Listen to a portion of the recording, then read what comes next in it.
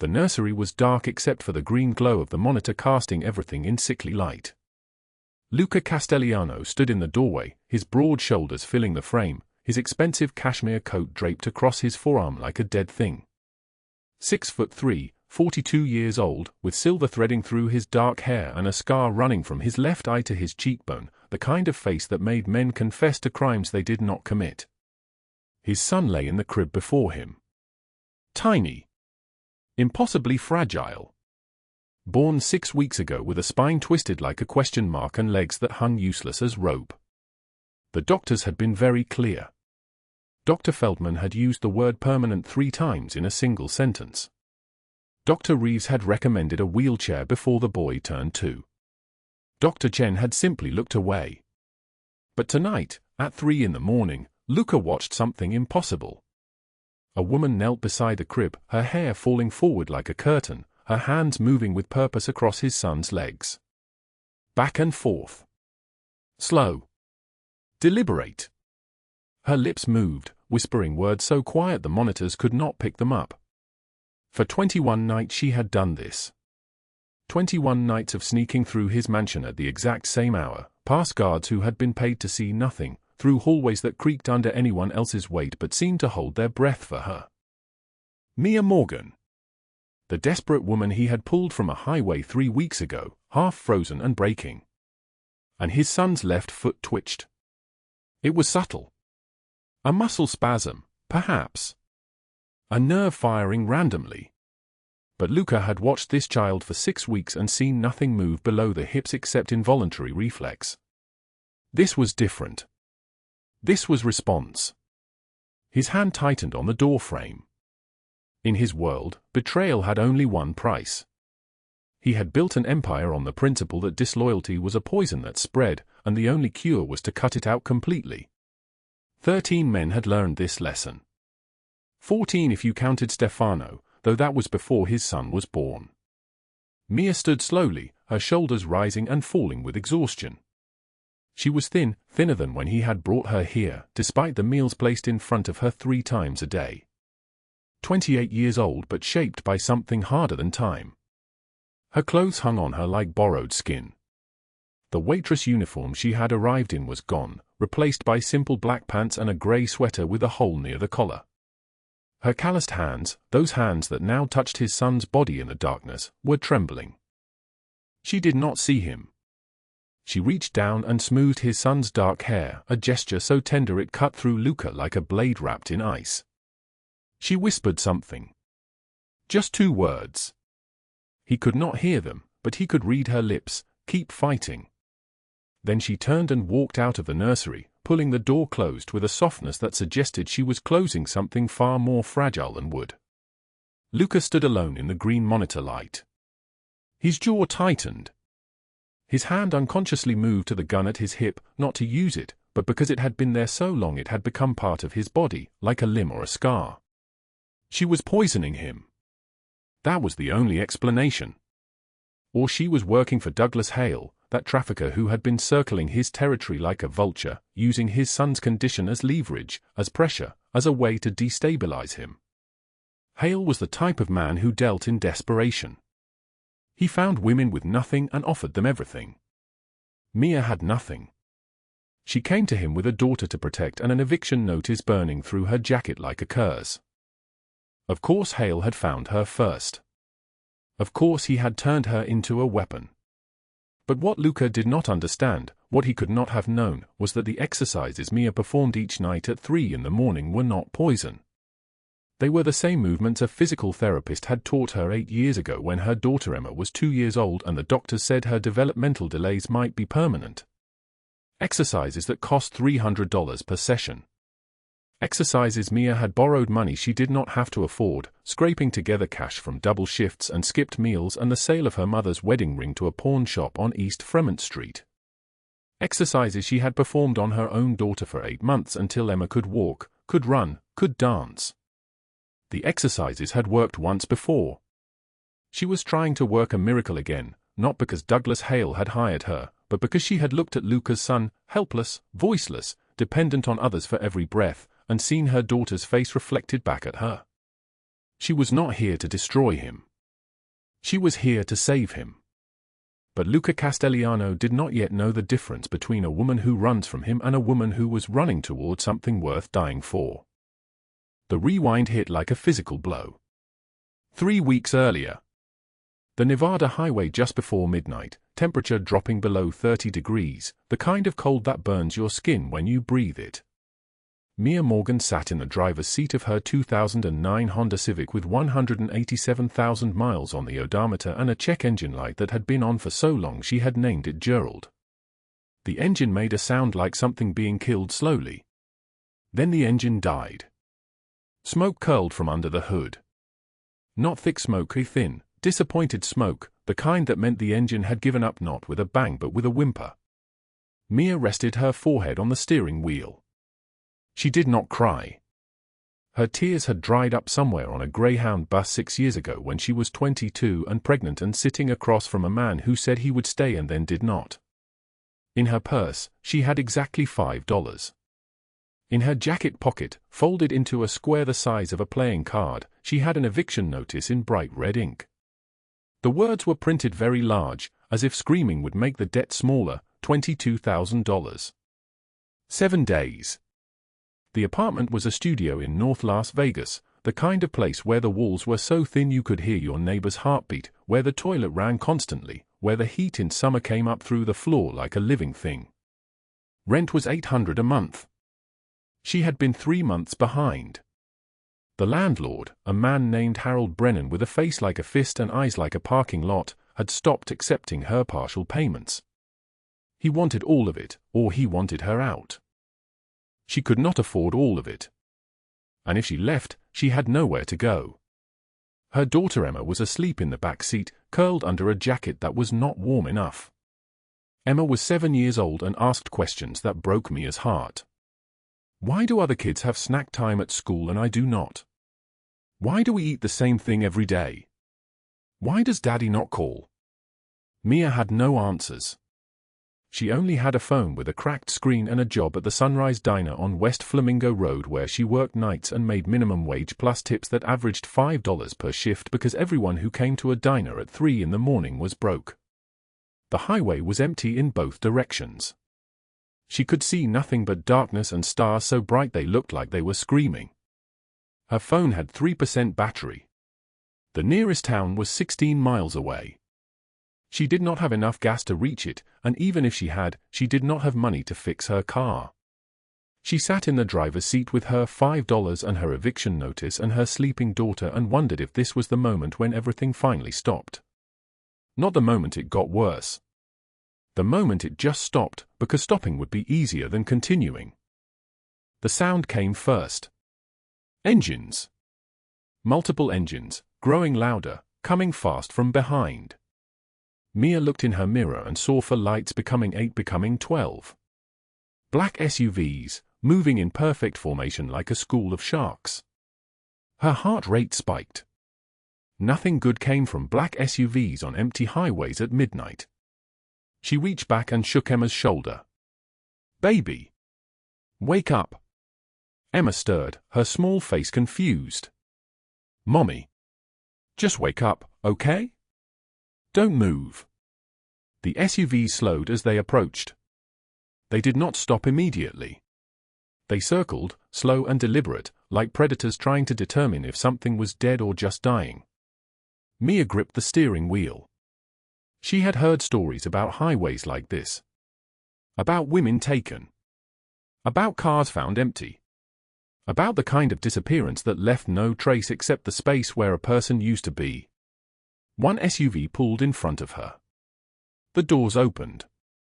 Men stepped out. Tall men. Broad-shouldered men in suits that cost more than Mia's monthly rent. They wore their suits the way other men wore armor. One of them approached her window, his hand on his hip where something heavy hung beneath his jacket. Mia's hands were shaking so badly she could barely lower the window. Broken down. His voice was deep and without curiosity, the way someone might ask if you were breathing. Engine died. I have a daughter in the car. We're heading to my mother's house in California and the car just, she heard her voice climbing higher, getting thinner, becoming the voice of someone who was not real, who did not matter, who was invisible to the world. The man looked past her, into the back seat where Emma sat with her eyes wide and dark like a startled animal. He did not speak. He just nodded to someone behind him. The rear door opened. Emma cried out, a small sound, a sound like a question. Mia moved to grab her daughter, but the man's hand came down on her arm, not rough, just firm, absolute, and his voice came out like thunder. Stay in the car. She had no choice. The child was lifted out of the back seat by another man, one with kind eyes and hands so large Emma looked like a doll in his arms. Bruno. That was his name, though Mia did not know that yet. Bruno held her gently and moved toward the lead SUV, but he was not gentle in a way that suggested comfort. He was gentle in a way that suggested certainty. Like a man soothing a wounded animal, not because he cared but because he knew how. Don't hurt her, Mia said. Her voice had shattered into pieces. Please don't hurt her. No one is being hurt. The man at her window spoke as if this explained everything. My boss wants to talk to you. You can ride in the first SUV with your daughter, or you can ride in the second SUV alone and your daughter rides in the first. Your choice, but you choose now. There was no choice. There never was for women like Mia. She chose the first SUV. She climbed into the back seat and pulled Emma into her arms. The SUV was clean inside, leather seats, climate control, technology she did not recognize. Emma was trembling, and Mia whispered the only word she had, it's okay. It's going to be okay. Don't be scared. But Emma was scared. And Mia did not know if anything was going to be okay. The SUV pulled onto the highway, accelerating into the darkness, heading toward mountains she could barely see against the night sky. The sound of the engines faded into the distance, leaving only the wind and the empty Civic sitting on the shoulder of the highway with its hood still smoking, Gerald the check engine light glowing softly in the darkness like a grave marker for the life Mia Morgan used to have. The Desert Rose Diner smelled like burnt coffee and broken dreams at 2 in the afternoon on October 19th. Mia Morgan stood behind the counter in her faded uniform, the name tag pinned crooked to her chest, her calloused hands wrapped around a coffee pot that had not been washed properly in 3 days. The pot was heavy. Everything was heavy. The fluorescent lights hummed above her head like insects trapped in glass, and the checkered floor beneath her feet was sticky with something she did not want to identify.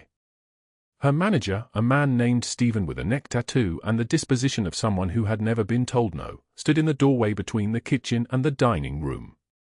He looked at her the way a person looks at something they are about to throw away. I need to talk to you, he said. Mia's stomach dropped. She had worked at the Desert Rose for 4 years, working doubles when she could, arriving early and staying late, eating the leftover eggs that no one ordered so she could save money for rent. The eviction notice was sitting on her kitchen table right now, 12 days stamped in red ink, $22,000 in a number so large it seemed impossible, like looking at a distance to the moon and being told to walk there. About what? She asked, though she already knew. We're cutting hours. Money's tight. Starting next week, you're down to 3 shifts instead of 5. Maybe for if business picks up, but... He did not finish the sentence. He did not need to. Mia set the coffee pot down on the counter. Her hands were shaking. She clasped them together and held them against her stomach. 3 shifts meant $300 a week instead of $500. 3 shifts meant she could not pay rent. 3 shifts meant she was already gone from this apartment, already homeless, already the kind of woman who slept in her car with her children and prayed they did not understand what was happening. Okay, she whispered. You're a good worker, Stephen said, which meant nothing, which meant goodbye. The lunch crowd filtered in around 2:30, the same faces she had served 1,000 times. Truckers, casino workers on their breaks, a retired couple who came every Tuesday and Thursday and left exact change. Mia moved between tables with the precision of someone who had learned to make her body useful even when her mind was breaking apart. Smile. Pour water. Say thank you for coming in. Smile again. At table 6, a man sat alone in the corner booth. She had not seen him walk in. He was simply there, the way certain dangerous things appear, not arriving but materializing, as if they had always occupied the space and she had only now noticed him. He was late 40s, maybe 50, with grey threading through dark hair and a face that had been weathered by something other than age. His suit cost more than everything she owned. The watch on his wrist was gold and heavy, and when he moved his hand to set down his coffee cup, the movement was deliberate, controlled, the way a predator moves when it does not need to hurry. His eyes were not brown or grey but something in between, something cold, and those eyes had been tracking her for the last 20 minutes. "Coffee," he said when she approached. His voice was like smoke, like something that drifts and settles into your lungs before you realize you have been breathing it. She poured. "You work the evening shift too?" he asked. "Yes," she said. 5 to 11, most nights. Most nights. He turned a sugar packet over in his fingers. "Not all nights. We're short-staffed sometimes." He smiled, and the smile was worse than his eyes had been because the smile suggested he knew something about her that she had not told him. "You look tired." "I'm fine." "You're not fine." He pulled a black card from his jacket pocket and slid it across the table toward her. The card was expensive paper, cream-colored, with raised gold lettering. "Douglas Hale. I own a hospitality company. We're always looking for reliable women. Women who need money." Mia did not pick up the card. She knew what card meant. She had seen other women take cards like this, and she had seen them come back to the diner months later with a glaze over their eyes like frost on a window, like something inside them had crystallized and broken. "I'm not interested," she said. $25,000 for 6 months of work. He pushed the card closer. His fingernail scraped against the laminate of the table, a sound like a blade on bone. "That's $4,216 a month. 30 days, that's $140 a day. For part-time hours." She was calculating. She could not help it. $25,000 would cover the eviction notice with $3,000 left over. $3,000 meant breathing room. It meant keeping her apartment. It meant not walking the streets with her babies. "What kind of work?" she asked. "The kind you don't ask questions about. The kind where your job is to be present, to be pleasant, to be grateful for the opportunity. Call me before Friday." He stood, leaving a $50 bill on the table for a coffee that cost $3, and walked out without waiting for her response. Mia picked up the card. Douglas Hale. Hospitality. There was a phone number and nothing else. She was supposed to work until 11.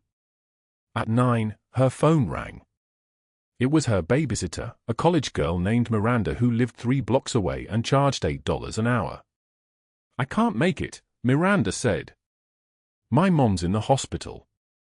"I'm sorry, I know this is last minute." The phone went silent except for the sound of traffic. Mia was standing in the storage room behind the diner, surrounded by boxes of napkins and industrial-sized cans of tomato sauce. The fluorescent lights hummed above her. Her feet ached. Her daughter Emma was 7 years old and her son Tyler was 4, and they were waiting in her sister's apartment 10 miles away because Mia could not afford childcare and could not leave them alone and could not do anything except keep moving forward. "It's okay," Mia said. "Thank you for letting me know." She finished her shift. Her tip was $6.31. She pocketed the money and walked out into the October night. The air was cold. The kind of cold that comes in the desert in October, dry and cutting, a wind that had traveled across nothing for 200 miles and arrived with edges like broken glass. The streetlights cast orange halos on the empty parking lot. She walked to the bus stop and waited, her breath visible in the air, her arms wrapped around herself, thinking about Douglas Hale and his card and the number 25,000. The bus came at 10:40. She rode it for 40 minutes, watching the city pass by her window, watching other people in other lives go to other places. At the corner of Maple and 5th, she got off and walked 3 blocks to her sister's apartment building. The stairs were concrete and smelled like mildew. She climbed them slowly. Her sister Dana answered the door in a bathrobe, annoyed before Mia had even spoken. "You're late." Tyler's fever got worse. Emma was asleep on the couch, her small body curled under a blanket. Tyler was in Dana's bedroom, on the bed, his face flushed, his breathing shallow. Mia pressed her palm against his forehead and felt the heat there like a stone left in the sun. "Did you give him anything?" she asked. "Children's Tylenol." "He's fine. Just rest." He was not fine. His fever was 102.3, which meant an ear infection probably, or strep, or something that required a doctor and a copay of $60 that she did not have. She bundled him into a blanket and carried him to the couch where Emma slept. She held him against her chest and felt him shaking, felt the heat radiating from his small body. "Thank you for watching them," she said to Dana. Her sister was already closing the door. 2 hours.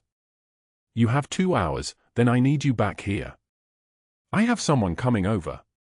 Mia walked home carrying both children through the October night. Emma half asleep on her hip, Tyler wrapped in a blanket against her chest. The wind cut through the parking lots and empty streets. Dead leaves skittered across the asphalt like the fingernails of ghosts. Their breath was visible in the streetlight. The city was mostly dark. Most people were asleep in beds with heat and safety and the certainty that tomorrow would come. It took 90 minutes to walk home. She set the children down on the apartment mattress and lay between them, feeling their small bodies against hers, feeling Tyler's fever, feeling the weight of the eviction notice sitting on the kitchen table where she had left it. She needed to pick up Tyler's antibiotic prescription. The pharmacy was on the other side of the city. The buses had stopped running at midnight. She did not have money for a taxi. She had a car sitting in the Desert Rose parking lot with a cracked engine block and a check engine light that glowed like a funeral candle. Her neighbor, Mrs. Chen, had a 2003 Honda Civic that barely ran. She had offered before. Mia had always said no. Now she changed into fresh clothes, kissed her sleeping children, locked the apartment door, and walked to Mrs. Chen's unit. The car was parked outside with its headlight hanging loose from the socket like a broken tooth. Mia had driven the Civic before. The steering was loose. The transmission made sounds it was not supposed to make. But it had gas, enough gas to get across the city and back. She drove toward the pharmacy, heading east on Highway 95. The highway was empty at 1 in the morning. Just her and the darkness and the stretching distance of desert on either side. She was thinking about Douglas Hale's card, still in her uniform pocket. She was thinking about $25,000. She was thinking about her children and her apartment and the eviction notice that was real and red and unstoppable. The engine made a sound. Not a sound it was supposed to make. A sound like metal breaking, like bones separating. The check engine light on the dashboard blinked once, then stayed on, then the engine simply stopped responding to the accelerator. The car coasted, losing momentum, drifting across the highway toward the shoulder. She pulled the emergency brake. Smoke was pouring from under the hood. She sat in the driver's seat with her hands on the steering wheel, completely still, completely quiet, feeling something inside her chest collapse like a building being demolished. $5. She had $5 in her purse. No phone signal. No options. The temperature outside was 38 degrees and dropping. The pharmacy was still 15 miles away. Tyler still had a fever. Emma still needed school supplies she could not afford. The eviction notice was still stamped in red ink and waiting on her kitchen table. She got out of the car and started walking. The highway stretched in both directions with nothing on it except her and the darkness and the wind like a blade wrapped in ice. She had walked perhaps 2 miles when she saw headlights approaching from behind. Not a single car. Multiple headlights. Moving slowly. Moving with purpose. 3 black SUVs materialized out of the darkness like sharks rising through deep water. They moved as one unit, not separate vehicles but a single organism with one intention. The lead SUV began to slow. The window on the passenger side descended, and a man looked out at her, a man in a suit that cost more than her monthly rent, a man with dark hair and eyes that were storm grey and burning. His eyes held hers for one infinite moment. Then he said something to the driver, and the SUV pulled off the highway. The nursery was silent except for the screaming. A newborn's cry that had not stopped for 4 hours straight, a sound like torture, like desperation given a voice, like a body breaking from the inside out. The infant lay in a bassinet made of mahogany and Italian linen, his tiny spine curved at an impossible angle, his legs motionless beneath him like broken branches. The nurse in scrubs, Carla, exhausted, defeated, stood in the doorway of the mountain lodge with dark circles under her eyes and surrender written across her face. "He will not stop," she said. Her voice was barely there, like a candle about to extinguish. "I have tried everything. Feeding, swaddling, white noise, the warm bath, the gentle rocking. Nothing works. He just screams and screams and screams." The man who entered the nursery was 6'3", with shoulders that seemed to carry the weight of a city's underworld. Luca Castellano. His black coat hung heavy with cashmere that cost more than most people's yearly salary. Beneath it, a tailored suit the color of midnight. His dark hair was slightly disheveled from the long drive back from Carson City, and across his left eyebrow ran a scar like a knife cut, a permanent reminder of a war he had won but never forgot. His eyes were storm grey and burning with something dangerous and desperate all at once.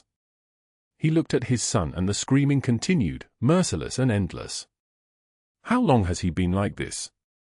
Luca's voice was deep and solid like an oath, each word measured and deliberate. "Since birth," Carla whispered.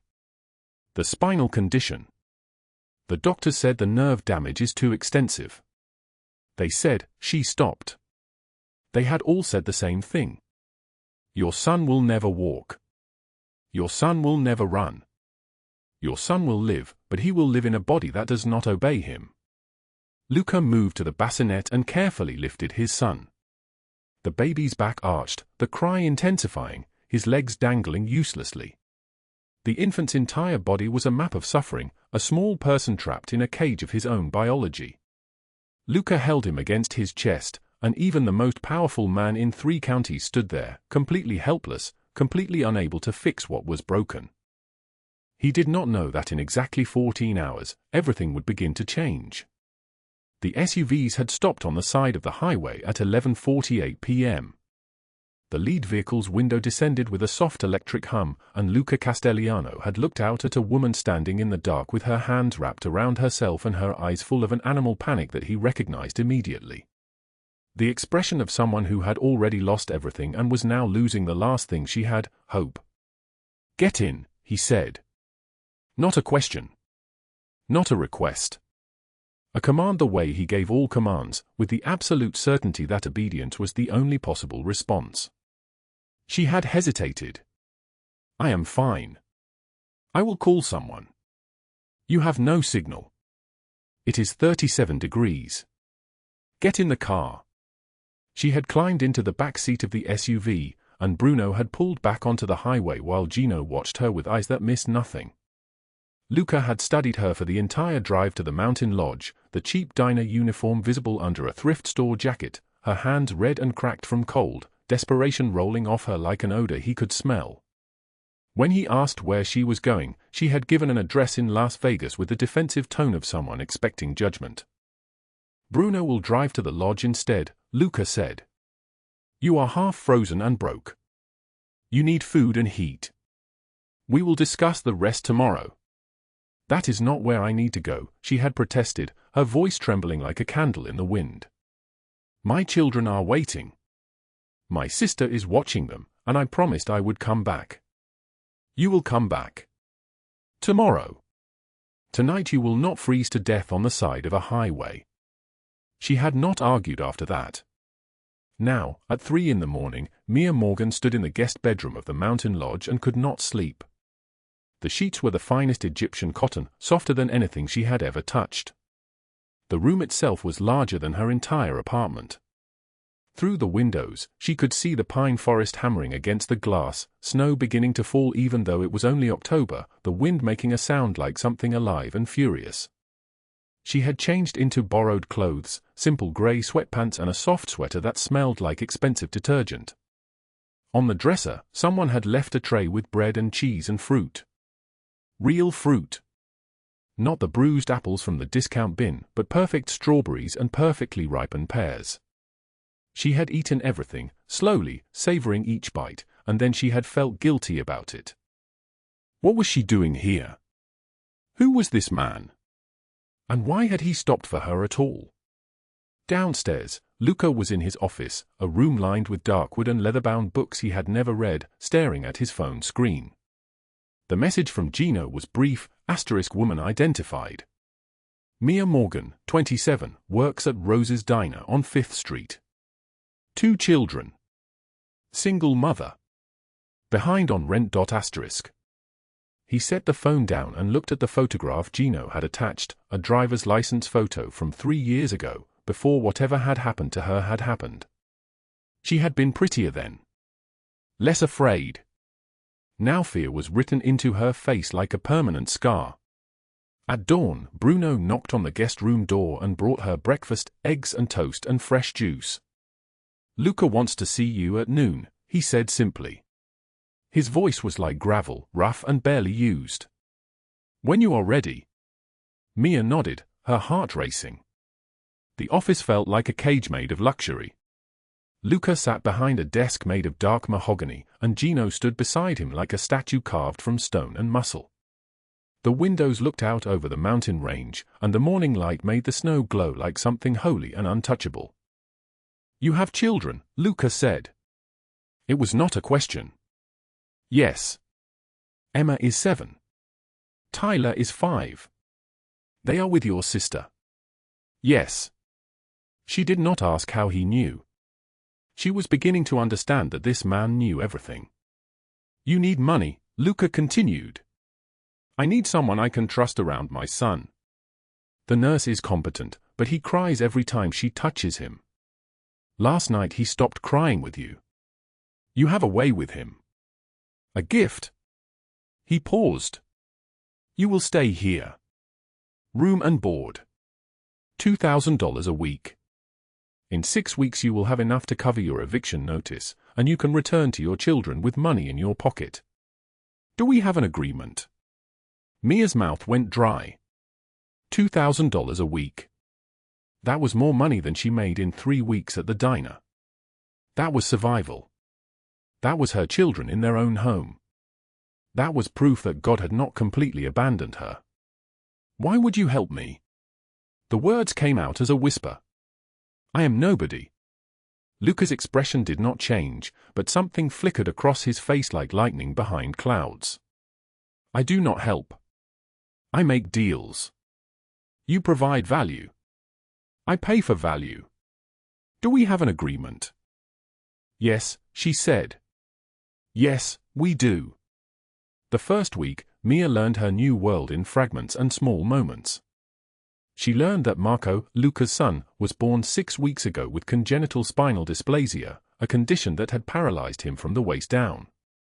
She learned that 3 specialists had told his father the same thing: it was permanent, untreatable, a tragedy written into the baby's own biology from conception. She learned that Luca had been holding his son and waiting for the screaming to eventually mean something, some message from the universe that made sense of this suffering. She learned that when she held Marco the way she had learned to hold Emma years ago, supporting his spine carefully and adjusting his posture with the muscle memory of a mother who had fought for her daughter's development, something shifted in him. The crying softened. His body relaxed. He looked at her with eyes that seemed impossibly ancient and said nothing, but in his silence was a question: will you stay? Mia worked. She fed him and changed him and sang to him in the dark of the lodge while snow fell outside like a curse. And at 3 in the morning, when everyone else slept, she sneaked into the nursery and began the exercises, the same ones a physical therapist had taught her 5 years ago, the ones that had cost $300 she did not have but had borrowed anyway because her daughter needed help and she was a mother and mothers do not give up. She flexed Marco's legs gently. She performed range of motion work. She supported his spine and whispered encouragement the way she had done with Emma, the way she had done 10,000 times in the darkness of her fear. "You are so strong, little man. You are going to do beautiful things. Your legs are going to remember how to work." She did not tell Luca what she was doing. If it did not work, she did not want to give him false hope. She did not want to see his face break again. But on the 5th night, Marco's right foot twitched. Just once. Just a small muscle firing after 6 weeks of silence. On the 9th night, his left knee bent slightly, a movement so small that anyone else would have missed it. She held him and cried, not because he was healed, he was still broken, but because he was fighting, because something inside him had not surrendered, because miracles did not happen all at once but in the smallest increments of stubborn faith. On the 14th night, both legs moved. Full, strong movements. The kind that meant the brain and spine had reconnected, that the body had found a pathway around the damage, that healing was not just possible but already happening. She ran to wake him. Luca appeared in the doorway of the nursery in a t-shirt and sweatpants, hair disheveled, eyes confused and afraid. "What is wrong? Is he hurt?" "His legs. Luca, his legs are moving. Both of them." She stepped back and he came forward and she showed him, placed his hands on his son's thighs and said, "Now watch." Marco's legs moved. A small but unmistakable movement. The movement of a child whose body was coming back online, whose neural pathways were healing, whose future was no longer written in permanent ink. Luca's hands began to shake. He picked up his son and held him against his chest, and for the first time since Marco's birth, hope flickered across his face like a candle being lit in a dark house. Bruno and Gino appeared in the doorway, drawn by the sound of movement, and they watched their boss, the man who had killed for power, who had built an empire on violence and loyalty, who had never shown weakness in 15 years of service, cry. They had never seen it before. They would never forget it. What Mia did not know was that Luca had been tracking her every movement. 3 weeks of security footage showed her leaving the property every Sunday for exactly 4 hours. The cameras only showed her departing and returning, not where she went. Not who she met. And in his world, in the world of men who built empires on violence and control, secrets always meant betrayal. The phone in his pocket buzzed with a message from Gino, *, subject left property at 2:14 p.m. Following *. But Luca could not read it yet, not while his son moved in his arms, not while the future was being rewritten in real time, not while she stood beside him and the impossible was becoming real. The storm will pass and you are far stronger than you think. The lodge trembled with the sound of Marco's footsteps across the marble floor. Not shuffling. Not dragging. Walking. His small legs moved with the hesitation of a child learning gravity for the first time, but they moved.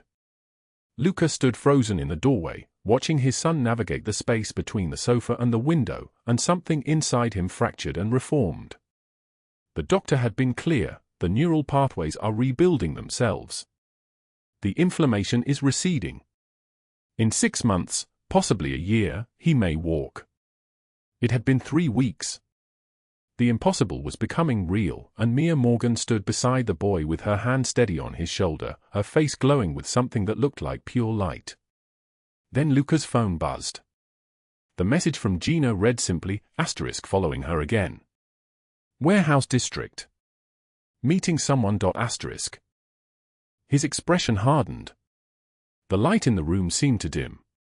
Sunday morning arrived cold and clear, the kind of October day that cuts through Las Vegas pretense and reveals the desert underneath. Mia was pulling on her jacket near the front entrance when Luca appeared, blocking the doorway. He wore a charcoal suit that fit him like a second skin, his dark eyes fixed on her with the intensity of a hunter who has finally cornered his prey. "Where are you going?" His voice was flat, devoid of the gentleness she had grown accustomed to over 3 weeks. "To see my children." She didn't hesitate. Honesty had become her only armor. "Where are they?" Her pause lasted too long. 3 seconds. 4. In Luca's world, silence was a confession. With my sister in Henderson. I send her money every Sunday so she will keep them safe. Safe from what, Mia? From you. The words fell between them like a dropped glass. If I bring them here, you will know I plan to stay. If you know I plan to stay, you have leverage. Everyone uses what they have. Children are the highest leverage of all. His jaw tightened. He stepped closer, and she could see the war happening behind his eyes, the part of him that was pure predator warring with something else, something newer and more dangerous than violence. You thought I would use children as leverage. I think everyone does eventually. He reached out and touched her face, his palm against her cheekbone, and she felt the tremor in his hand. I have spent 15 years teaching men that weakness is a suicide note. And then you walked into my life like a ghost, quiet and faithful and invisible, and you made my son walk again. You think I would hurt children? Before she could answer, the sound of engines cut through the moment. Heavy engines. Multiple vehicles. Bruno appeared in the hallway, his face carved from granite. Douglas Hale is at the gate. 8 men with him. He is demanding to see you. And demanding to see Mia. The temperature in the room dropped 20 degrees. Luca's hand fell away from her face. He turned to Bruno without moving his eyes from Mia. Bring him to the North Terrace. Alone. Then, to her, go to Marco's room. Lock the door. Do not open it for anyone except me. Luca? Go. The North Terrace overlooked the desert valley, and the wind carried the scent of sage and distant rain. Douglas Hale was a study in predatory elegance, silver hair slicked back, Italian leather shoes that cost more than Mia's yearly rent, a smile that revealed nothing and promised everything terrible. He stood at the railing with his hands clasped in front of him, waiting. Castellano. His voice was oil, smooth and suffocating. I came to collect something that belongs to me. Mia Morgan accepted employment with my organization 3 weeks ago. She signed a contract. That makes her an asset of my company. Luca stopped 10 feet away. The wind caught his coat, cashmere worth more than a luxury car. She works for me now. For now. Hale turned, and his smile widened. But you will tire of her. They all do. Maids, waitresses, desperate women, they all have an expiration date. When that happens, when her novelty fades and you move on to something fresher, she will come to me. Or I will come for her. He paused, letting the threat settle. You have a son. Born broken, I heard. Tragic. I wonder what would happen if he had an accident. A fall from the stairs. A drowning in the pool. These things happen to children who live in big houses. Luca's entire body went still. Not the stillness of calm. The stillness before an avalanche. If you touch her, Luca said quietly, if you breathe in her direction, if you so much as think her name in the dark, I will erase you from this earth so completely that your own mother will not recognize your bones. And I will do it slowly enough that you will have time to understand every mistake you have ever made. Hale's smile didn't waver. You are sentimental now. How the mighty fall. He turned toward the stairs. I will be in touch.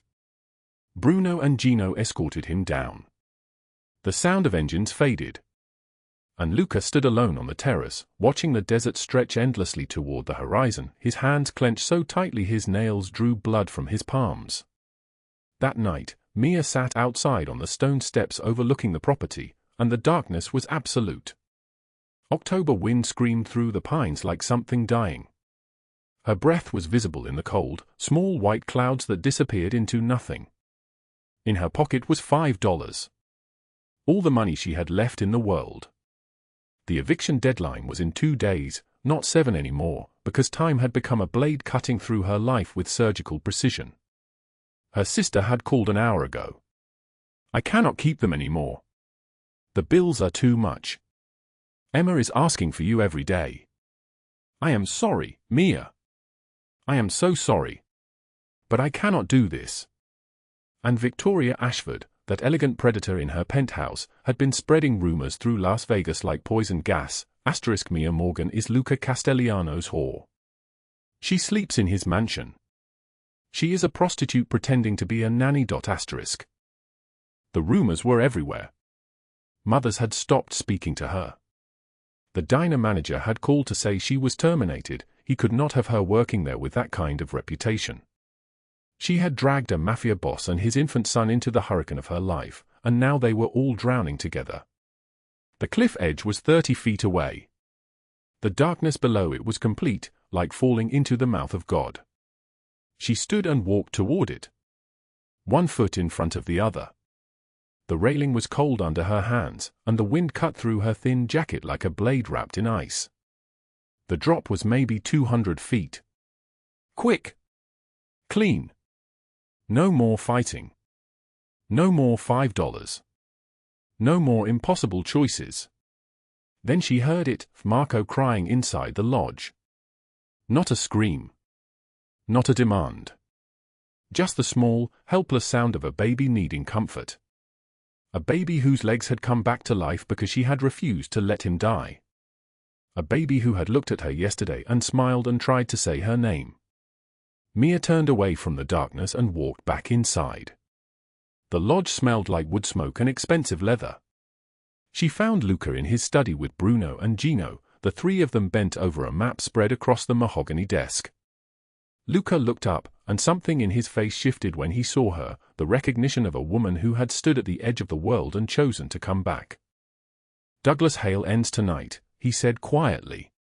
And Victoria Ashford ends tomorrow. Gather 12 men, Bruno. We move in 2 hours. What are we doing? Gino asked. Justice, Luca said. The kind that makes sure they never touch anyone again. Midnight. 12 men dressed in black moved like ghosts through the warehouse district where Douglas Hale ran his empire of broken girls and shattered futures. They came in 3 vehicles with suppressed weapons and night vision goggles and the precision of an orchestra playing its final, devastating note. The power to the warehouses was cut. Darkness became their weapon. 3 doors breached simultaneously. Inside the first warehouse, 26 women locked in cages, their passports confiscated, their eyes hollowed by desperation and abuse. Some of them cried when the locks opened. Some of them didn't react at all, they had learned not to hope. Hale's office was on the 2nd floor. He was counting money when the door exploded inward. He reached for a gun, but Bruno was faster. The sound of breaking bone was like a baseball bat meeting a watermelon. Hale's wrist shattered, and he collapsed to his knees, trembling like a cornered animal, whimpering sounds that barely qualified as human. Please, he sobbed. Please. I will leave. I will disappear. You will never see me again. Please. Luca crouched to his eye level. The contrast was devastating, this man who had built an empire on the desperation of women, now reduced to begging, now understanding that power is always temporary, always borrowed, always subject to repossession. You threatened my son, Luca said. You hunt desperate women. You are a disease. He made one phone call. 20 minutes later, 3 black SUVs arrived, but they didn't carry Luca's men. They carried soldiers from the Moretti family, Luca's oldest rival. Vincent Moretti emerged from the lead vehicle, grey-haired and scarred and smiling like a man who had just been handed the keys to heaven. He was 72 years old and had survived 4 assassination attempts and countless betrayals, and there was something in his eyes that suggested he enjoyed this work very much. Castellano, Moretti said, extending his hand. You said you had a gift for me. He has been operating in your territory for 2 years, Luca said. Stealing your profits. Disrespecting your name. He is yours now. Hale's screams began before Moretti's men had even touched him. No. No. Please. Kill me. Just kill me. Not them. Not them. His voice faded into the desert night, swallowed by distance and darkness. He was never seen again. Death would have been too quick. Too easy. Too merciful. The Moretti family did not deal in mercy. The next morning, the front page of the Las Vegas Sun ran a headline that made Victoria Ashford's blood turn to ice. Ashford empire crumbles, FBI raids reveal decades of money laundering, tax evasion, fraud. The FBI had moved at dawn. Agents in dark jackets pounded on the penthouse door as cameras flashed outside. Victoria was arrested in her silk robe, her face contorted with fury, screaming obscenities that the news cameras dutifully blurred out. The IRS seized her accounts. $47 million frozen. Federal agents discovered shell companies, offshore accounts, bribes paid to city officials, evidence of extortion dating back 15 years. Her empire wasn't just collapsing, it was being dismantled with surgical precision. "Do you know who I am?" she screamed at the agents. "I own half this city." One agent, a woman with tired eyes and a federal badge, looked at her coldly.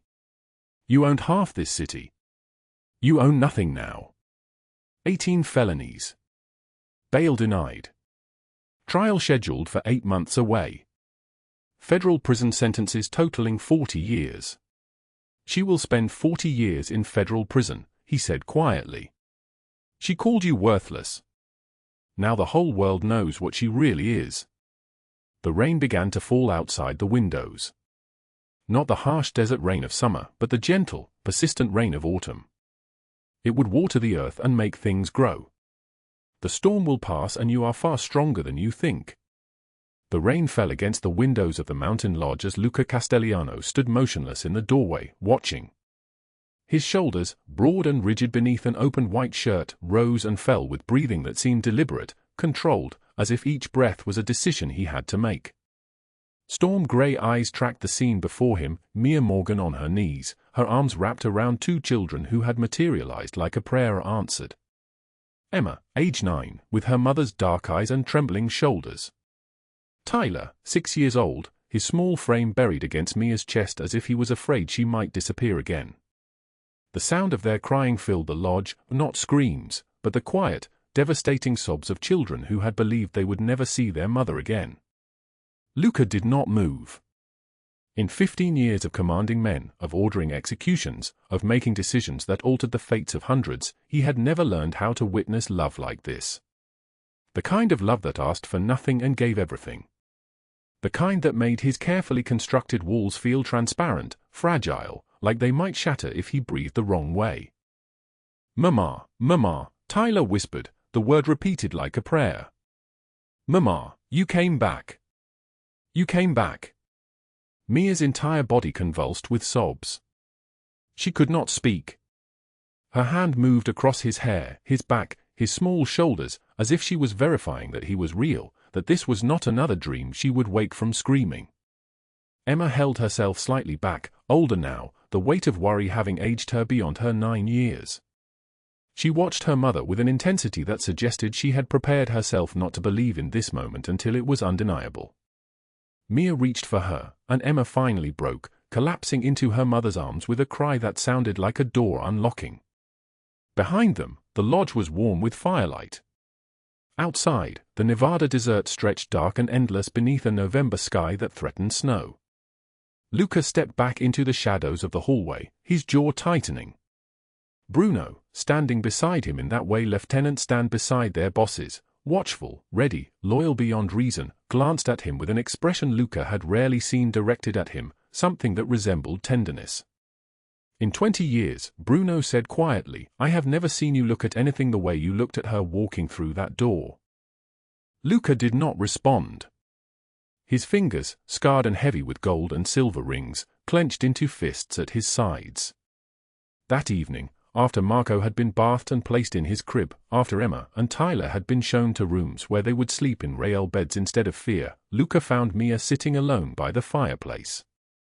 The flames cast her in amber light. She wore simple clothes, grey pants and a black sweater, but something about her had changed. She was no longer the hunted woman from the highway. She was no longer invisible. He sat across from her, the fire between them like a living thing. "The eviction," he began, his voice deep and solid like an oath, "is handled. The $22,000. Paid in full this morning." Your apartment is yours. The notice has been withdrawn. Mia's head snapped toward him. I cannot accept. You already did. His eyes did not waver from hers. The money was transferred at 6:41 this morning. Your name is on the deed. Your landlord received the payment with explicit instructions that if he ever contacts you again, his establishment will burn to the ground with him still inside it. She stared at him, the firelight catching the tears that immediately began to fall. Why? Her voice broke like glass. Why would you do this? Luca stood and walked to the window. Outside, the first snow of the season had begun to fall, soft and relentless. He stood there for a long moment before speaking, and when he did, his voice was barely a whisper. 3 weeks ago, I believed you were betraying me. I watched you sneak into Marco's room at night, and I thought, he stopped, his hand pressed against the glass.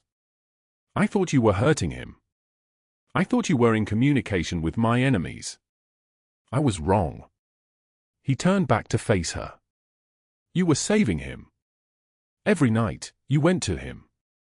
You held his feet and moved his legs, even when the specialist said it was useless. Even when they said his condition was permanent, that he would never walk, that his spine was shattered beyond repair. His voice cracked then, a sound like ice breaking under weight. You went to him anyway. Mia rose from her chair. The firelight danced across her face as she moved toward him. The specialist came yesterday, Luca continued. The one who examined him in the hospital. The one who told me my son would spend his life in darkness. Do you know what he said? She shook her head. He said the muscle development in Marco's legs has surpassed anything he has ever seen. He said in 6 months, Marco will walk. He said it was medically impossible, but it happened anyway. Luca's hands trembled as he spoke. You gave me back my son's future. I can never repay that. Mia reached across the space between them and took his hand. His fingers closed around hers like a prayer, like a man drowning and finding solid ground. You saved me too, she said. That night on the highway, when I had $5 and no hope. You stopped. Your driver wanted to keep going. I heard him say it. But you stopped. I almost did not, Luca said. But you did. You saved me on the worst night of my life. And I think, she paused, choosing her words with the care of someone who understands that words have power. I think maybe I saved you on yours too. The night Marco was born and they told you he would never walk. You have been carrying that darkness for 6 weeks. Maybe we were supposed to find each other. Luca looked at her, truly looked at her, for the first time without the weight of suspicion between them. Her hair fell past her shoulders, still damp from helping the children bathe. Her eyes were swollen from crying, but they were clear. They held no deception, no hidden agenda. They held only truth. He reached up and traced her cheekbone with his thumb, a gesture so tender it seemed impossible that his hands had done the things they had done. I have spent 20 years believing that love was a weakness, he said. That it was something that would destroy me. I was wrong. 1 month passed like a door closing softly on the old world. Marco was 4 months old now, and his legs kicked freely when Luca held him. The muscles in his thighs had grown strong. The specialist who had pronounced him permanently disabled returned to the lodge, requesting permission to publish the case in a medical journal. He stood in the living room, utterly baffled, staring at the infant who was supposed to remain broken. This is medically extraordinary, he kept saying. I have never seen anything like this. Mia smiled quietly. She was wearing a white shirt and black pants, the uniform of the lodge staff, though that was no longer her title. That same day, Luca approached her in the kitchen where she was preparing dinner with Emma's help. His men stood in the hallway, maintaining their watchful distance. He carried a letter written on expensive paper, sealed with the weight of a decision that had been 5 years in the making. I have a proposition, he said. His voice carried the tone of a man offering something that mattered more than empire. Not as a maid. Not as staff. As family. You and your children. Stay here permanently. Let me help you build a life where you never have to count pennies under lamplight again. Emma looked up from the vegetables she was chopping, and Mia reached for her hand. Outside, through the kitchen window, you could see Bruno and Gino teaching Tyler how to build a snowman. Two men who had killed for money, who had dissolved bodies in acid, who had ordered the deaths of their own blood relatives, were patiently patting snow around a carrot nose. Tyler laughed, a sound like bells in the winter air. Mia looked at Luca, at Marco in his arms with legs that kicked freely, at her children laughing in the snow, and she understood that some storms pass and the world becomes new. Yes, she said. 2 years later, snow fell across the mountains in a silence so complete it seemed like the world had stopped breathing. Marco was 2.5 years old, running through the lodge on legs that were strong and healthy and miraculous. Emma, now 11, stood in the kitchen helping her mother prepare dinner. She moved with the confidence of someone who no longer counted every dollar, who knew where her next meal was coming from. Tyler, at 8 years old, sat by the fireplace reading a book, not because he had to, but because he wanted to. Luca had bought him 37 books in the past year alone. Mia stood at the window watching snow accumulate on the pine branches outside. Her reflection in the glass showed a woman transformed. Her shoulders were no longer curved inward. Her face no longer held the desperate calculation of someone making survival calculations. She wore a sweater in deep burgundy, expensive, soft, the kind of thing she would have once believed was impossible. Luca came up behind her and wrapped his arms around her waist, pulling her back against his chest. His chin rested on top of her head. "What are you thinking?" he asked. "That 2 years ago I had $5 and no future," she said quietly. "And now I have everything." "You gave me everything first," he said. "A son who walks. A son who will grow up to be better than I am." She turned in his arms to face him. Outside, the storm howled and screamed against the windows. Inside, the fireplace burned warm and steady. The sound of Marco laughing echoed through the halls. "We saved each other," Mia said. Luca traced her jaw with his fingers, the same hands that had ordered violent things, now gentle. "The storm will pass," he whispered, "and you are far stronger than you think." That night, as the snow fell and the children slept safely in beds they no longer feared losing, Mia understood that the world had tried to tell her a lie. It told her that desperate women were powerless. That poverty made you worthless. That broken things could not be fixed. The world was wrong. She had nothing but $5 and a mother's love, and she did what 3 medical specialists said was impossible. She saved a child who was supposed to stay broken. And in saving him, she saved herself. Sometimes the most powerful thing you can do is refuse to give up when everything says you should. If this story moved you, share it with someone who needs to hear it. Drop a comment telling us what moment hit you hardest. Subscribe because tomorrow we have another story about a woman who refused to stay broken. Hit the notification bell. You do not want to miss what is coming next. Thank you for staying with us until the very end. We wish all of you good health, a joyful life, and days filled with peace and happiness. Goodbye, and we will see you again in the next video.